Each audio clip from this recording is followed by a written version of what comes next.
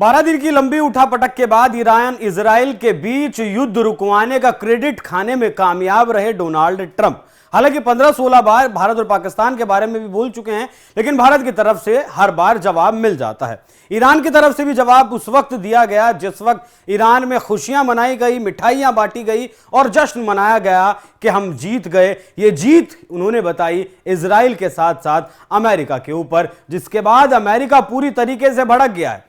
Middle east में क्या कुछ चल रहा है, एशिया में क्या कुछ चल रहा है, उस विषय पर आज आपको जानकारी देंगे, क्योंकि अमेरिका के विदेश मंत्री मार्को रूबियो ने पाकिस्तान के प्रधानमंत्री शहबाज शरीफ को फोन किया है और बात की है। फोन करने का कारण यह रहा कि पिछले कई दिनों से आप लगातार एक चर्चा सुन रहे होंगे कि 22 तारीख में जब अमेरिका के B-2 बॉम्बर ने ईरान की 3 न्यूक्लियर साइटों पर हमला किया, उससे ठीक 2 दिन पहले यानी 19 तारीख को लगभग 2 दर्जन ट्रकों में वहां से 400 किलो यूरेनियम भरकर कहीं बाहर निकाल दिया गया था। वो ईरान में है या फिर ईरान से निकलकर पाकिस्तान में पहुंचा दिया गया, बलूचिस्तान में पहुंचा दिया गया। ये बहुत सारी खबरें चल रही थी। इसी को लेकर विदेश मंत्री मार्को रूबियो ने फोन किया 27 जून 2025 को। अमेरिकी विदेश मंत्री मार्को रूबियो ने पाकिस्तानी प्रधानमंत्री शहबाज शरीफ से बात की। उन्होंने विदेश मंत्रालय के प्रवक्ता टैमी ब्रूस ने इस पर बताया कि रूबियो ने जोर देकर कहा, ईरान कभी भी न्यूक्लियर हथियार विकसित या हासिल नहीं कर सकता। एक बार फिर अमेरिका ने बात कही है। यह बयान 22 जून को अमेरिका द्वारा ईरान के फोर्डो, नतांज, इस्फहान के न्यूक्लियर साइट्स पर ऑपरेशन मिडनाइट हैमर के बाद आया है। 13 जून 2025 से ईरान और इजराइल के बीच जंग शुरू है। ऑपरेशन राइजिंग लॉयन इजराइल की तरफ से शुरू किया गया था, उस पर हमला किया गया, जिसमें अब इसमें पाकिस्तान का कनेक्शन क्या है। हाल ही के दिनों में सोशल मीडिया और कुछ खुफिया चर्चाओं में दावे हुए कि पाकिस्तान ईरान को न्यूक्लियर तकनीक दे सकता है।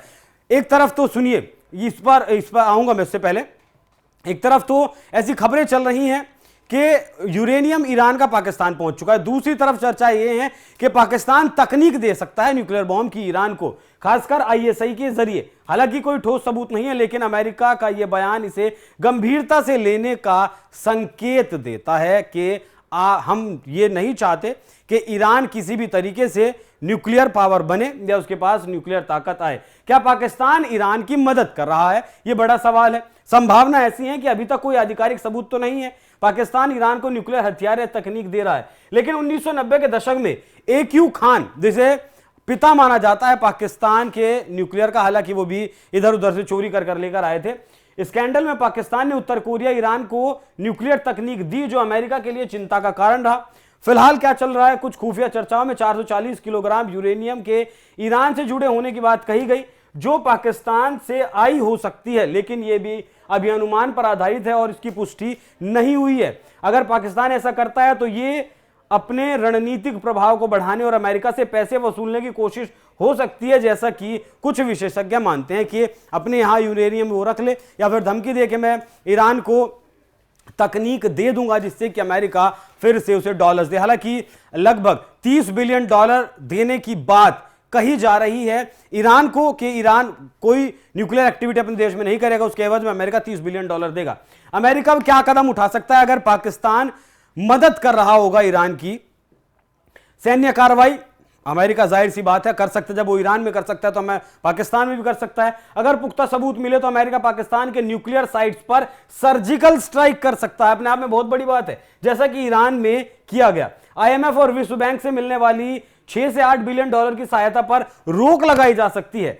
पाकिस्तान को FATF की ग्रे लिस्ट में डाला जा सकता है, जिससे अब तक बचाता आया था पाकिस्तान को, और अमेरिकी सैन्य सहायता जैसे F-16 जो देता है उसे बंद कर सकता है, और जो F-35 देने की बात कर रहा है अमेरिका पाकिस्तान को, उस पर भी रोक लगा सकता है। $400 मिलियन जो देने की बात कही गई हथियारों के रखरखाव के लिए, उसे भी बंद किया जा सकता है। CIA और NSA पाकिस्तान में ISI की गतिविधियों पर नजर रखेंगे और गुप्त कार्रवाई कर सकते हैं। ट्रंप ने हाल ही में कहा, हम किसी भी देश को ईरान को न्यूक्लियर हथियार देने नहीं देंगे। यह चेतावनी सख्त इरादे दिखाती है कि देश कोई भी हो, भले ही वो उनका चाटुकार हो, भले ही उनका पपेट हो, या फिर भले ही उस देश के गले में अमेरिका का पट्टा क्यों ना पड़ा हो, तो ये बहुत बड़े कदम अमेरिका की तरफ से उठाए जा सकते हैं अगर पाकिस्तान मदद करता है। अब यहां एक चीज और समझ लीजिए कि अमेरिका का जो बयान है ये चेतावनी है।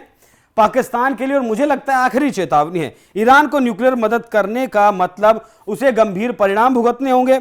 अभी तक हालांकि कोई ठोस सबूत नहीं है, लेकिन अगर सबूत मिलता है तब पाकिस्तान को 10 से 15 बिलियन डॉलर का नुकसान, सैन्य सहायता बंद हो सकती है और उसके जो न्यूक्लियर प्रोग्राम्स हैं वहां पर अमेरिका की सर्जिकल स्ट्राइक हो सकती है। अगर पाकिस्तान हट करता है कि नहीं मैं मदद करूंगा ही, तो अमेरिका और ज्यादा सख्त कदम उठा सकता है, जिससे क्षेत्रीय तनाव बढ़ेगा और भारत को भी इससे सख्त रहना होगा। तो पाकिस्तान ने कहीं ना कहीं जो मतलब दो तरफा या फिर कहें कि जो दोगलापन दिखाने की कोशिश की है इस युद्ध में, सबसे पहले मुस्लिम ब्रदरहुड के नाम पर ईरान की मदद की।